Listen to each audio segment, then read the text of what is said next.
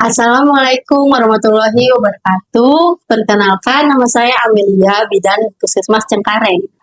Halo healthy people, selamat datang di podcast Ruang Hebat. Seru bincang sehat dan bermanfaat, episode ke-8.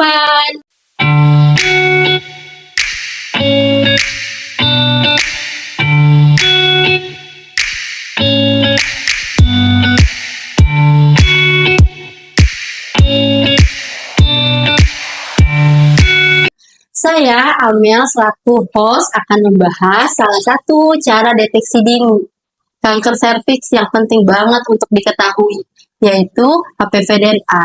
Kanker serviks adalah salah satu penyebab kematian utama pada wanita dan sayangnya seringkali tidak menimbulkan gejala pada tahap awal. Nah, untuk tahu lebih banyak hal ini, kita sudah kedatangan narasumber spesial kita, yaitu Dr. Fatma. Boleh disapa dulu dong, healthy people yang sedang menonton di rumah. Terima kasih Kak Amel. Halo healthy people, semoga dalam keadaan sehat ya. Saya Dr. Fatma Rita Hastanti. Saya adalah seorang dokter di Puskesmas Cengkareng yang sehari-hari melakukan pelayanan di Poli Umum dan khususnya bagian PTM. Senang sekali hadir di sini untuk berbagi informasi mengenai HPV-DNA dan deteksi dini kanker serviks. Wah, baik. Nah, sebelum kita bahas lebih lanjut, mungkin dokter bisa menjelaskan dulu nih dok, sebenarnya HPV-DNA itu apa sih dok? Jadi ini ya Kak Amel ya, HPV-DNA itu adalah metode pemeriksaan yang digunakan untuk mendeteksi keberadaan dari virus human papillomavirus di dalam tubuh yang khususnya pada area leher rahim.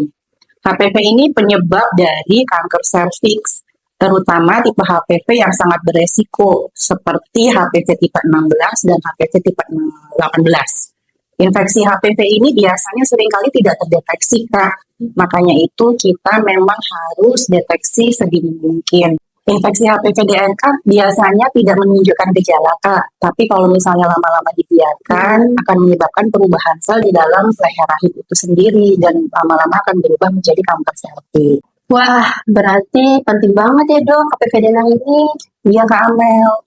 Untuk melakukan deteksi dini supaya kanker serviks bisa dicegah sejak awal ya dok? Betul. Apa sih keunggulan HPV-DNA? HPV-DNA itu lebih sensitif dalam mendeteksi infeksi HPV yang beresiko tinggi Kak Amel sebelum terjadinya perubahan sel yang berbahaya. Jadi kalau hasilnya negatif nih, artinya resiko kanker serviks dalam waktu dekat tidak akan terjadi. Kemungkinannya sangat kecil lah, seperti itu ya.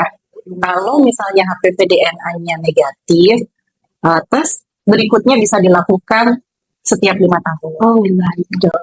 Jadi kesimpulannya lebih praktis dan akurat ya dok ya. Kalau begitu siapa aja sih dok yang sebaiknya kita boleh melakukan tes HPV-DNA ini dok? Sebenarnya tes ini bisa atau disarankan untuk wanita yang sudah aktif secara seksual. Jadi tidak hanya untuk wanita yang sudah menikah ya Kak Amel ya. Terutama kalau misalnya memang sebelum usia 30 tahun tapi sudah aktif, boleh.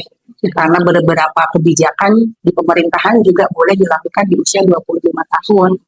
Mengingat kanker serviks ini sering berkembang tanpa gejala yang jelas, maka deteksi dini ini memang penting. Seperti itu Kak. Baik, yang jelas tes ini juga khususnya untuk wanita ya dok ya? Iya. Nah, untuk healthy people di rumah nih, yang usianya sudah 25 tahun, boleh dilakukan tes HPV-DNA. Di puskesmas bisa ya dok ya? Bisa Kak Amel. Jadi untuk pemeriksaan HPV-DNA ini dilakukan dengan cara pengambilan sampel nih di leher rahim. Menggunakan alat khusus biasanya dilakukan oleh tenaga medis di puskesmas atau rumah sakit. Healthy people bisa datang ke Puskesmas Cengkareng untuk pemeriksaan HPV-DNA. Pemeriksaan dilakukan di Poli KB, Kak, dari hari Senin sampai Jumat jam 7.30 sampai jam 12. Kalau misalkan dok hasilnya positif nih dok, apa yang harus dilakukan dok? Kalau hasilnya positif, jangan panik dulu Kak, karena itu artinya ada infeksi HPV beresiko tinggi, tapi bukan berarti sudah pasti kanker serviks. Biasanya dokter akan menyarankan pemeriksaan lanjutan seperti kolposkopi atau tes lanjutan lainnya untuk melihat ada perubahan sel di leher rahim atau tidak seperti itu ya. Kalau kanker serviks sudah berkembang, Dok, apakah ada pengobatan yang efektif? Tentu ada, Kak.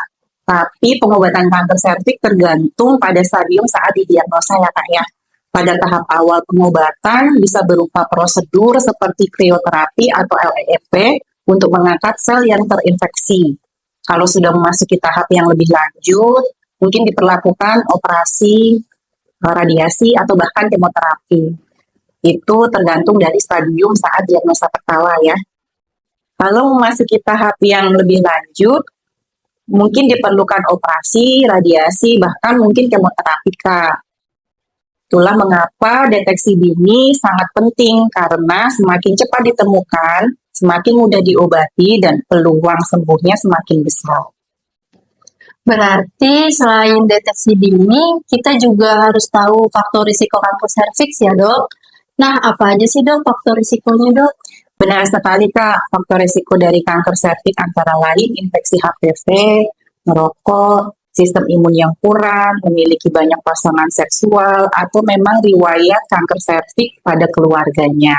Oleh karena itu, selain rutin melakukan deteksi dini, kita juga harus menjaga pola hidup yang sehat, menghindari rokok, serta melakukan vaksinasi HPV untuk pencegahan. Menarik banget, Dok. Oh iya, Dok. Ada nggak sih, Dok, mitos-mitos yang masih beredar soal kanker serviks dan tes HPV dan A ini, Dok? Banyak sekali, Kak. Salah satunya yang sering beredar adalah bahwa kanker serviks ini hanya terjadi pada wanita yang sudah menikah. Itu nggak benar ya, Kak ya. Padahal siapa saja yang sudah aktif berhubungan seksual bisa saja terkena kanker serviks ini. Ada juga mitos mengenai vaksin HPV yang untuk pencegahan ini hanya untuk anak remaja atau anak usia 15 tahun ke atas. Padahal sebenarnya dengan rekomendasi dokter bisa dilakukan sampai usia 45 tahun untuk pencegahan ini dengan vaksin HPV DNA, Kak. Wah, setuju banget, Dok. Jadi penting buat kita semua nih, Dok, untuk lebih sadar akan kesehatan serviks dan jangan ragu-ragu untuk melakukan tes HPV dan A sebagai bentuk deteksi dini. Nah, terakhir nih, Dok, ada pesan penutup tidak, Dok, untuk healthy people nih yang di rumah sedang nonton agar lebih peduli dengan kesehatan serviksnya, Dok? Baik, Kak, jangan abaikan deteksi dini karena kanker serviks itu bisa dicegah. Lakukan tes HPV DNA atau pap smear sesuai rekomendasi dokter. Dan yang gak kalah penting, lakukan vaksinasi HPV sedini mungkin untuk perlindungan yang maksimal. Jaga pola hidup sehat dan tetap peduli dengan kesehatan reproduksi. Karena semakin cepat kita tahu, semakin besar peluang kita untuk mencegah kanker serviks. Terima kasih ya, Dokter Fatma, atas informasi yang sangat berharga hari ini. Terima kasih juga Kak Amel, semoga bermanfaat ya.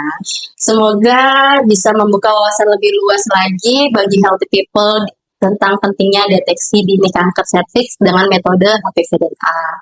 Oke, healthy people, sampai di sini dulu ya episode kita hari ini. Jangan lupa di-subscribe, like, comment, and share podcast ini ke teman dan keluarga agar lebih banyak yang sadar akan pentingnya deteksi dini kanker serviks. Sampai jumpa di episode berikutnya, healthy people. Kita sama-sama ya, Dok. Puskesmas Cengkareng, hebat dan profesional.